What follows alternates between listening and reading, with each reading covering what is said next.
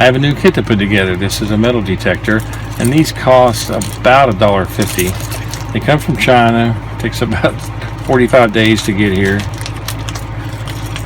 Fairly simple, but I do like playing with the little metal detectors. So there we go. This one's square. The last one was round. So I'm hoping maybe it's a little different construction.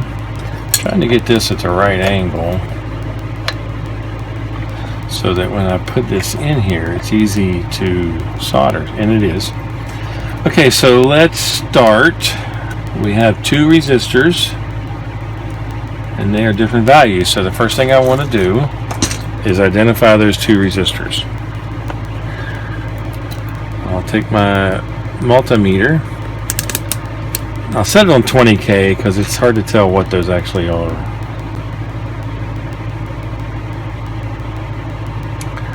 That one's 2K, so if I look on the board,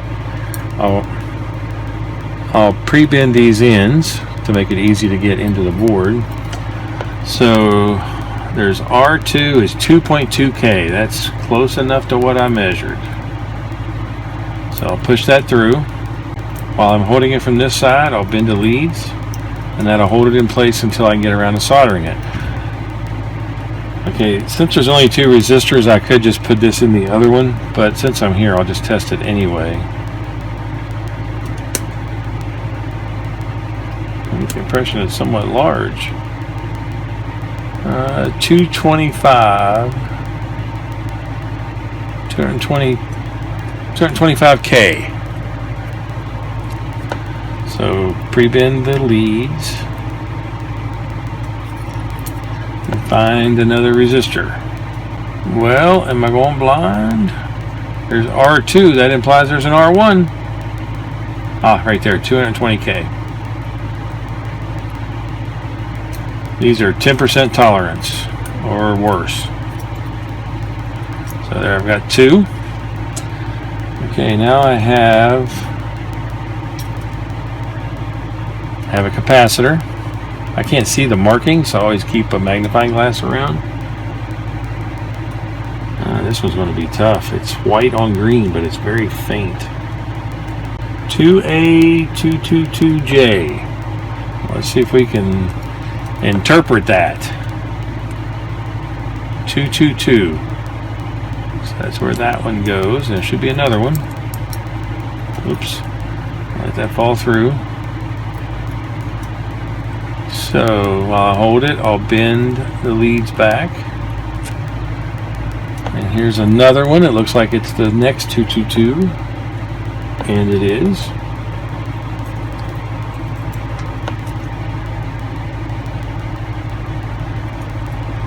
I'll hold it in place and bend back the leads. Now, I can't say that I do 5 components in solder, 10 components in solder. When this gets busy, I'll start soldering. So let's take another capacitor. 104. So let's see if we have a 104. A 104. Since we only have one more capacitor of the ceramics, 104, I'll go ahead and put it in and then solder. 104. C4 104. Well, that would at least imply there's 4 capacitors. There's 2 ceramic, 1 electrolytic. There's CC, 100 microfarads. 100 microfarads. Around one of these pads, there's white shading. That's the white strip.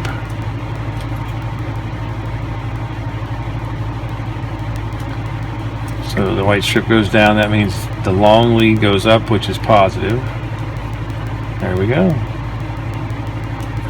So that's doing good so far. Well, that's all the capacitors, so I'm hoping that's it. Let's go ahead and solder those in while we're at this good stopping point.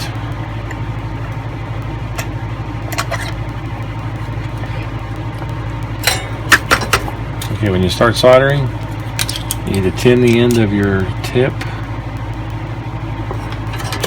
Then clean it off, and that'll help you get better control. I have a really thin solder that I use, and I do a component at a time, so I do both leads of a component before I go on. And I only want to do enough solder to get a good electrical and mechanical fit.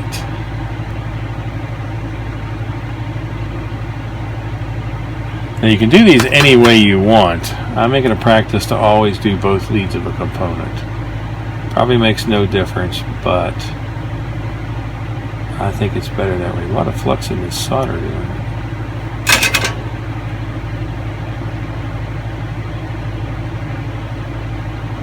Might be slightly faster to not do it this way, but I still do it this way.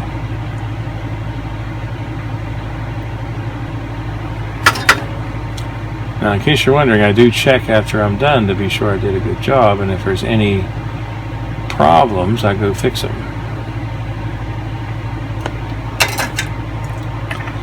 And I check them like this. And I'm absolutely happy with all of those. You also need to make it a practice to clip your leads.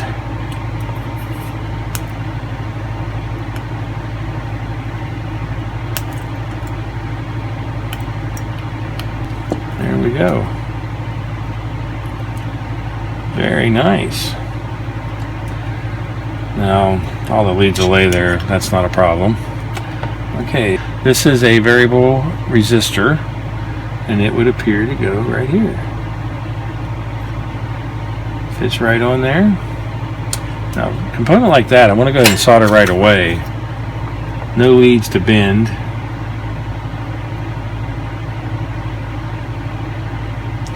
So I'm checking those. They all look good. We'll do the transistors next.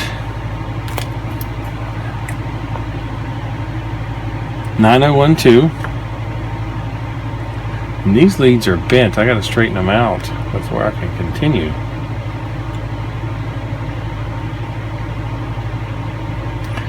Okay, 9012. 9012. I'm going to check that again. 9012. Now there is a flat side to the part, and there is a flat side of the diagram on the board. Those, of course, match when you insert the transistor. So I like to let those stand a little proud, but not everybody does. Now, soldering these is easy. The hard part of doing these kits is if they don't work. Then you got to start troubleshooting, and there's no diagram to tell you voltage is 9018. And these have 3 legs. Sometimes these are hard to get aligned and in place. One, if you spread them just a tiny bit, it seems to help. So there's how I bent them. Other people might do it differently. And flat side to flat side, of course. Now the bad thing is if you put one of these components in wrong, your best bet is to cut them, get the leads out, get a new part. Because if you try to get that part out whole, you'll tear up the board itself and you'll be in worse trouble. Probably couldn't see that one very well, but I did it just like I did the other ones. Okay, so let's clip those. With the transistor, you can usually do all 3 at once. Typically, I don't like to do more than one at a time, but that's an exception. So I've got another one. 9015. So I'll pre-bend these ends. Flat sides match the board. And you just walk that in. When I say walk, you get the first one in, second, third. I'm trying to keep the transistors the same height, but that doesn't always work. And same thing.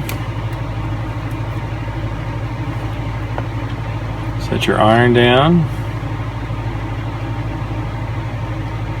Touch your solder to the pads and the pin. And you just need a little bit. go, and check it before you cut it. Looks great. Cut off the leads, and we're down to the speaker. Well, plus and minus also. Okay, so these always come with the remove seal after washing, because when these are mounted, you have to wash the back to get rid of the flux. So this side is plus. I hope that's right, because there's no other indication. There's usually a flat side. Well, we'll go with what it has. That leads a little longer. So just insert that. Those pins weren't quite lined up. So I'm not going to clip the leads on that one. So now I need plus and minus. And they give you these, and they're stripped and tinned on each end. I think that's going to work. Barely sticking through though. Worked great. So we're ready to go, but what I'm going to power it with. Okay, I have this other EQ kit that's basically the same design, and it says 3 to 5 volts. So, well, I need 3 to 5 volts. Where am I going to get 3 to 5 volts? Okay, it just so happens I have one of these. If I take a 5 volt supply and plug into that, it won't go. Well, that just about bites. There, see, it went in. So I'll push that through the hole and bend it over.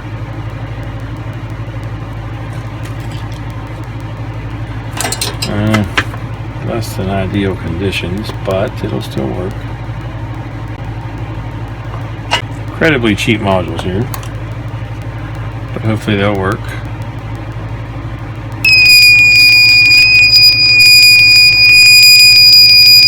That worked.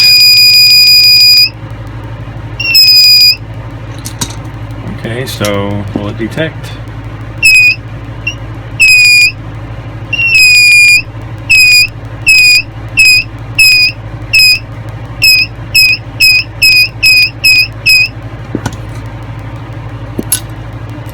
So I picked up probably 20 of these for $1, and that's actually going to work out well. Obviously not the most sensitive thing in the world, but it does work.